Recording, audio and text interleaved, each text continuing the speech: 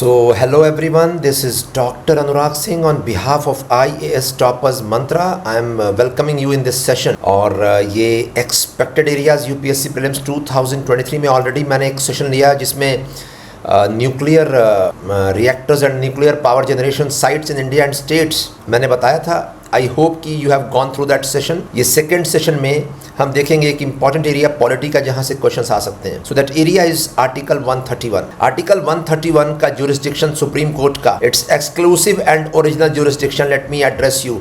It's exclusive and original both. तो कहीं और नहीं जा सकते हैं स्टेट्स अगर उनके लीगल राइट्स थ्रेटन हुए हैं. तो लीगल राइट्स थ्रेटन होने पर states can approach only supreme court. It is the first court of appeal और उसके अलावा किसी और के पास अधिकार नहीं है इस तरह के केसेस देखने का. So article 131 is the states can approach the Supreme Court if they feel their legal rights have been infringed upon. जैसे एक इंडिविजुअल के लिए फंडामेंटल राइट्स इन्फ्रिंज होते हैं तो आर्टिकल 32 के थ्रू सुप्रीम कोर्ट में पहुंचता है, या अगर लीगल राइट्स इन्फ्रिंज होते हैं तो आर्टिकल 139 के थ्रू वो सुप्रीम कोर्ट में पहुंचता है, और अगर हाई कोर्ट पहुंचना है तो आर्टिकल 226 के थ्रू वो पहुंचता है. यहां पर स्टेट्स के लीगल राइट्स अगर इन्फ्रिंज हो रहे हैं and they feel that the centre और some other states have infringed upon the rights of that state, the concerned state can go and file a case under article 131 in the supreme court. लेकिन there are certain exceptions और यहीं से UPSC prelims इस पर सवाल पूछे. UPSC prelims में इस पर क्वेश्चन आ सकता है that what are the exceptions of article 131. Exception में सबसे पहला एक्सेप्शन है स्टूडेंट्स प्री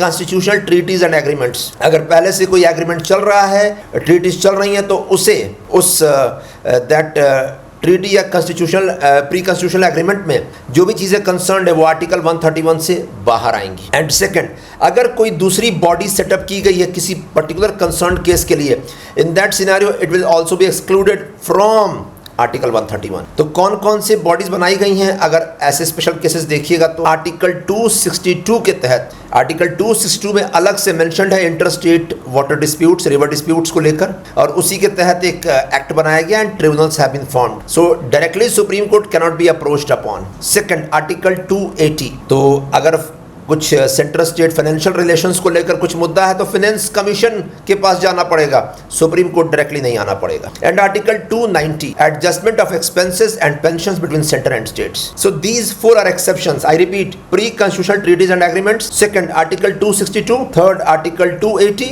फोर्थ आर्टिकल 290. इसे जरूर से पढ़ लीजिएगा. इस बार एक्सेप्शंस को लेकर this questions might come up, statement based questions over article 131.